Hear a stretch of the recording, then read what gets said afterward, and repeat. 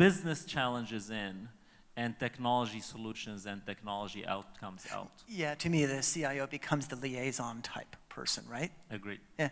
Makes sense to me.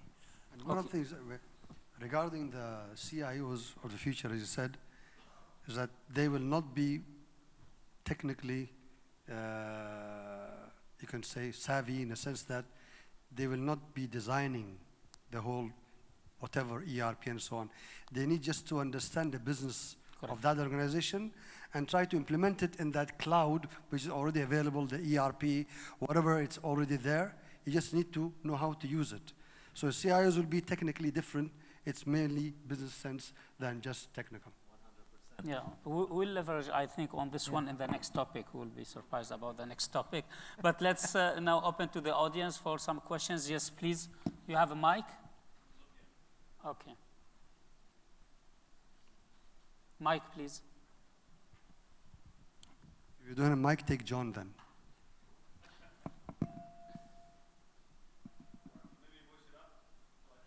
Yeah, please.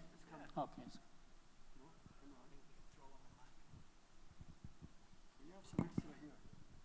Oh, it's fine. Okay. Lovely, that's working. Hello, this is Ivan. I'm heading the corporate sales of Lenovo Gulf. I have two questions. The first one is putting Ankabut in focus. The second one is more generic about security. First of all, in regards to Ankabut, I think Dr. Issa, that's for you, and Dr. Ahmed.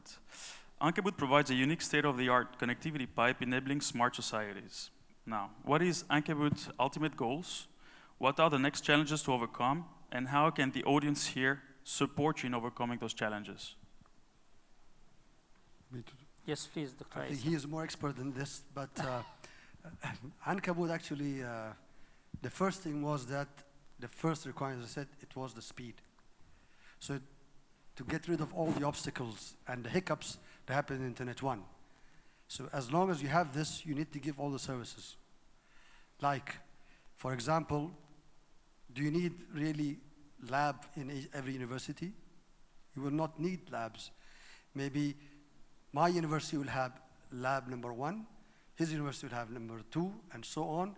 And then they can actually use the Ankabut to do virtual experimenting, in the sense that everything will be ready as robots to do the experiment. Library is a centralized library that every entity will be using that library because the speed is high, connectivity is there, and you can do it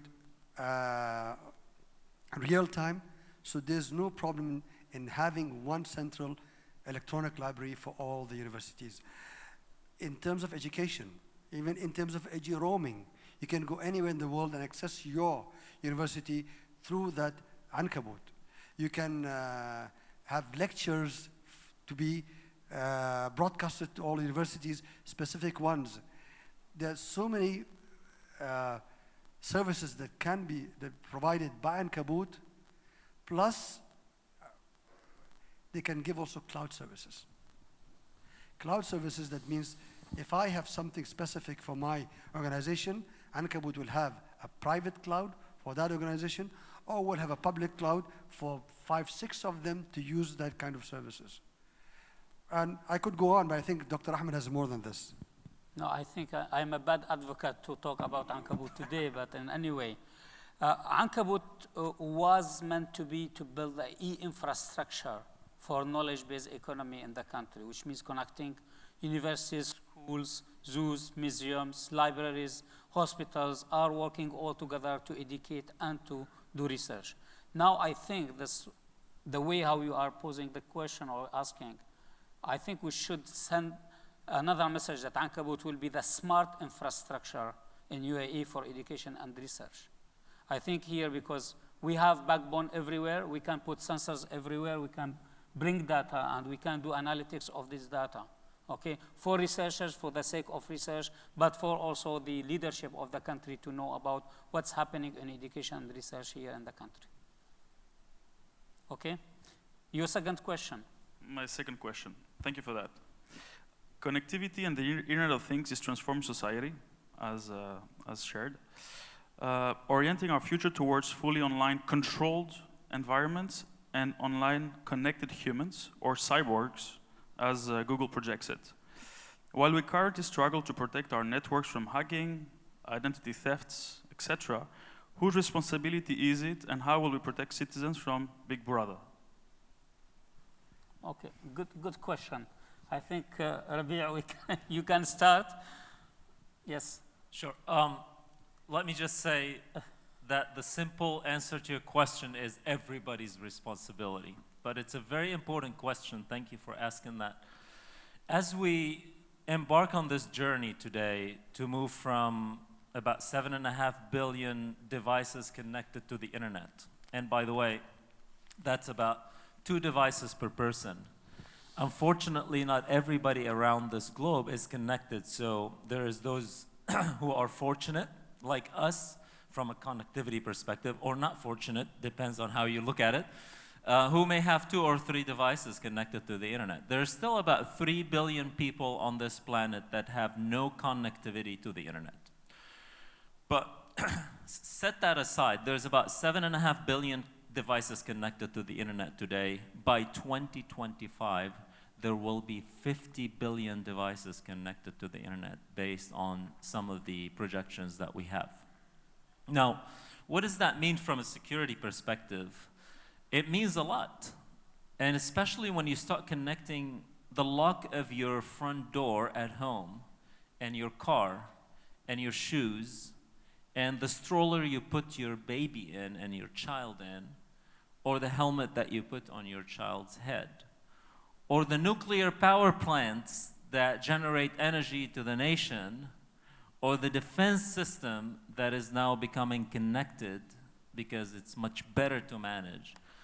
Any breach to either the network that connects them, the devices that link them together, or the actual element or thing, since we're talking about the Internet of Everything, the thing that becomes connected is going to give us value through its connectivity, but it's going to open the door for potential harm and potential misuse.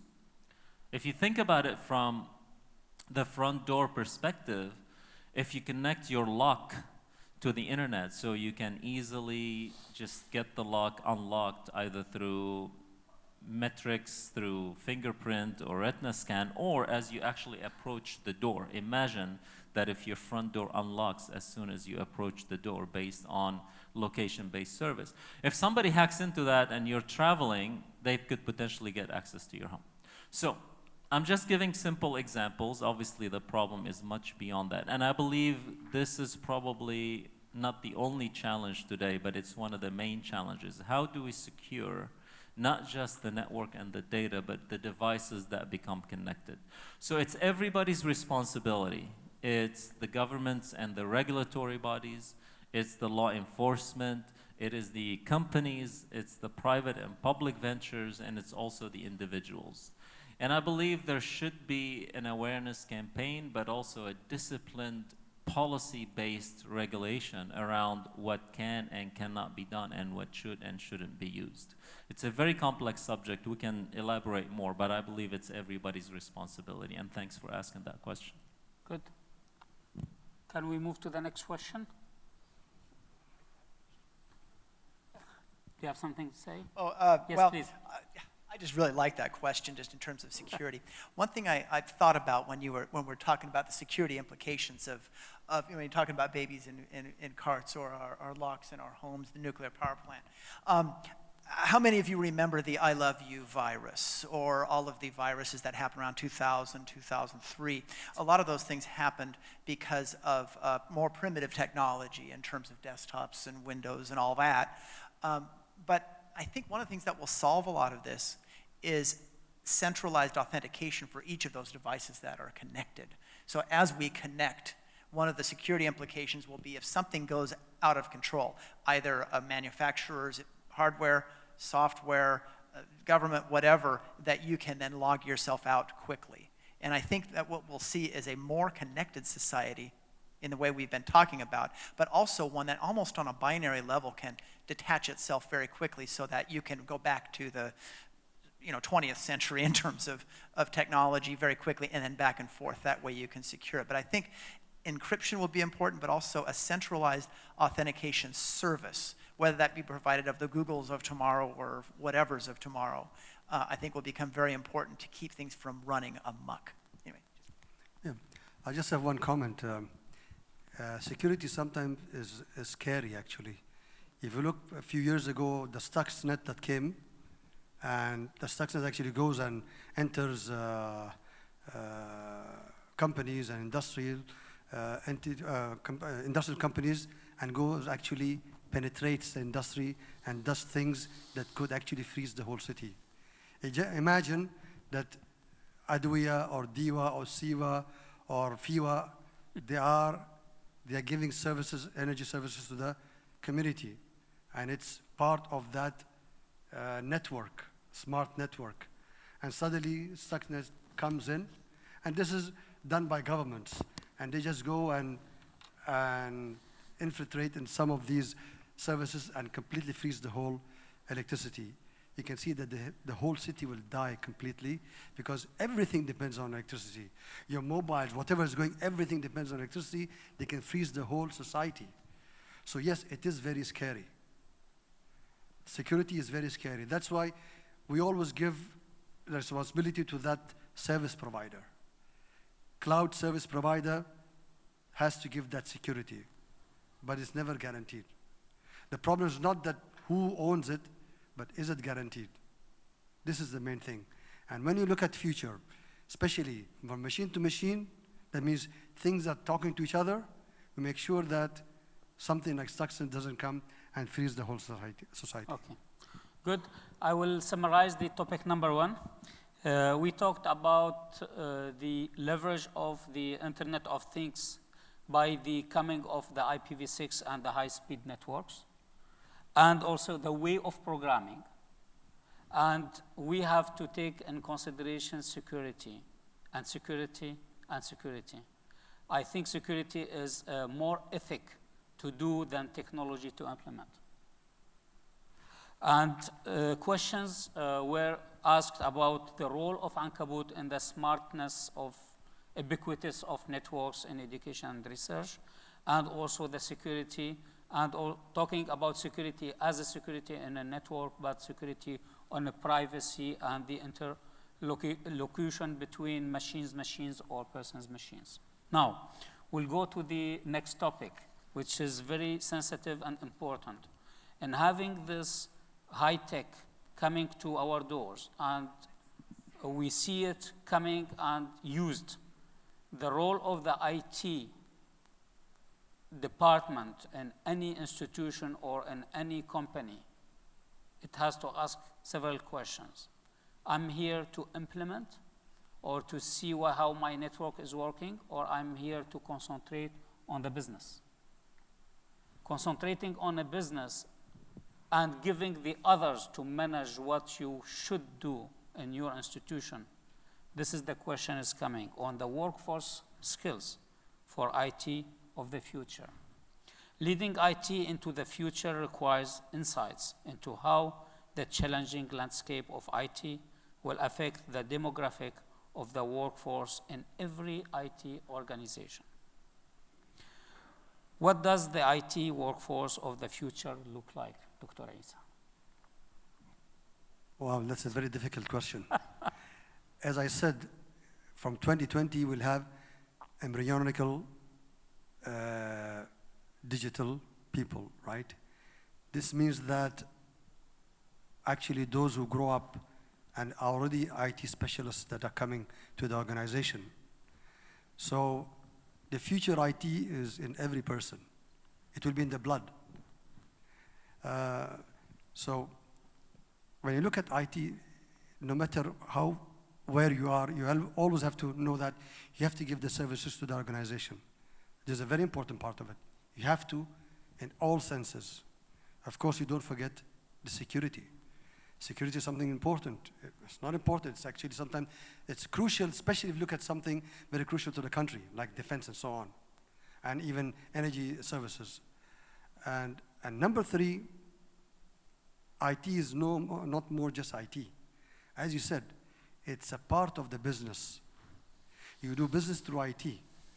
if you don't get people understanding the management of IT and using it business-wise to be successful, then you will not be a part of that success stories in the society. So you need all these together. But at the end, IT will not be how to learn things, but how to do the extra steps that I talked about. Everybody will be IT savvy. Nowadays, they understand how to use them. In the future, it will be in their blood, believe me. And think they are born, they are connected through their maybe emblem, whatever. They have connected to the naval code, whatever. But what I'm saying is, future will be different. People will be connected by devices. And I don't think 50 billion devices will be into 2020. It will be hundreds of billions of devices. Because not only that, everybody will have hundreds of devices, plus whatever you're using everywhere. So it'll be hundreds of billions of devices in 2020, not just 50 billion. Mr. Rabia. We look forward to that. I completely agree with Dr. Isa, and honestly, I think, Doctor, it starts with you in your discipline and in your area, because the next generation of IT professionals and graduates need to look totally differently. What we've seen over the last 5 or so years is a phenomenon called the consumerization of the IT environment, which means this. In the past, the employees and the organizations used to come to IT to receive services. That is not the case anymore. With the plethora of devices, the fact that we use them day in and day out, the first thing we see in the morning is that dreaded mobile that sits beside us, and the last thing that we say goodbye to is actually the same mobile. So it becomes closer to us than our spouses in some occasions, but we don't have to debate that now. There's actually a trend of where individuals have now become, individuals who have no discipline in IT have become very, very savvy in devices, in operating systems, in applications, and in potential. In fact, many of my CIOs that I deal with on a regular basis tell me that they have either finance experts or business experts or marketing experts that are coming up with applications and services and developing them internally to make their job easier or to reach out new markets or open up new business opportunities. So the IT professionals of the future are not about answering a question about an operating system or connecting an IP phone to a network or turning on a switch port or turning it off. It's about building a solution that helps the organization progress and move forward. And it starts with the educators in this nation and globally, because the next type of engineers are not like us, the old type of engineers, where in the 80s and the 90s, everybody wanted to ask you